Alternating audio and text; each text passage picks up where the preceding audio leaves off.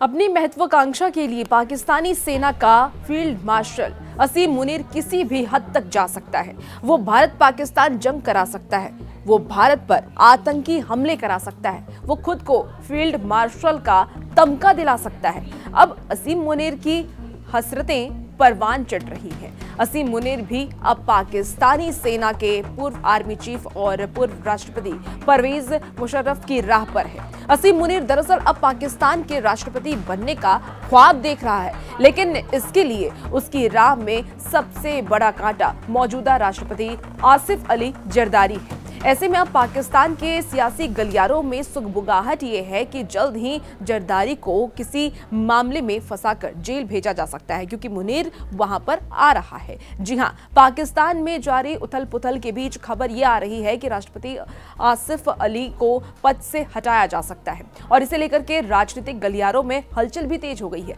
मुनीर ने सारी प्लानिंग कर ली है। कहा तो ये भी जा रहा है कि अमेरिका से भी मुनीर ने इस मामले में कोई डील की है, जिसके बाद मुनीर के पांव जमीन पर नहीं है। पाकिस्तान में इन दिनों सोशल मीडिया पर यह बहस छिड़ी हुई है। हालांकि शहबाज सरकार की ओर से इन अटकलों को साफ तौर पर खारिज कर दिया गया। पाकिस्तान के गृह मंत्री ने सोशल मीडिया पर चल रही इन खबरों को दुर्भाग्यपूर्ण प्रचार बताया है। उन्होंने ये कहा है कि ये सब झूठ फैलाया जा रहा है और सरकार को अच्छी तरीके से ये पता है कि इसके पीछे कौन लोग हैं। आपको बता दें कि पाकिस्तान के गृह मंत्री ने दरअसल ट्वीट कर क्या सफाई दी है और किस पर आरोप लगाया है। नकवी ने एक्स पर ये लिखा है कि राष्ट्रपति जरदारी, प्रधानमंत्री शहबाज शरीफ और सेना प्रमुख असीम मुनीर को निशाना बनाकर जो झूठी कहानियां फैलाई जा रही हैं, हम जानते हैं कि इसके पीछे किसका हाथ है और इसका मकसद क्या है। ना तो राष्ट्रपति इस्तीफा दे रहे हैं और ना ही सेना प्रमुख राष्ट्रपति बनने जा रहे हैं। इस बारे में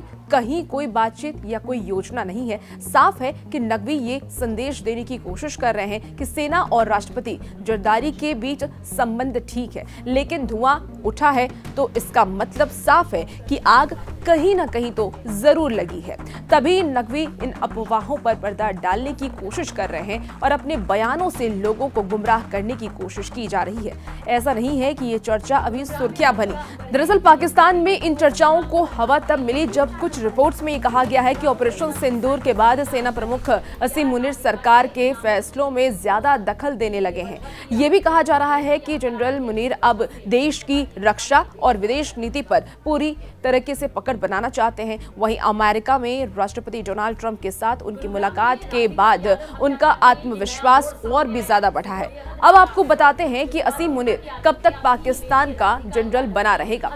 बता दें आपको कि जनरल असीम मुनीर को 2022 में 3 साल के लिए सेना प्रमुख बनाया गया था, जिसका कार्यकाल अब बढ़ा करके 5 साल कर दिया गया है। वहीं आसिफ अली जरदारी पिछले साल यानी कि 5 साल के लिए राष्ट्रपति चुने गए थे।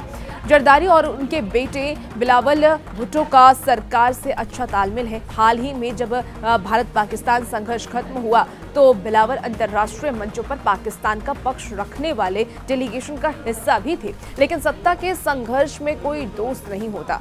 जरदारी की कुर्सी पर अब मुनीर की नजर है।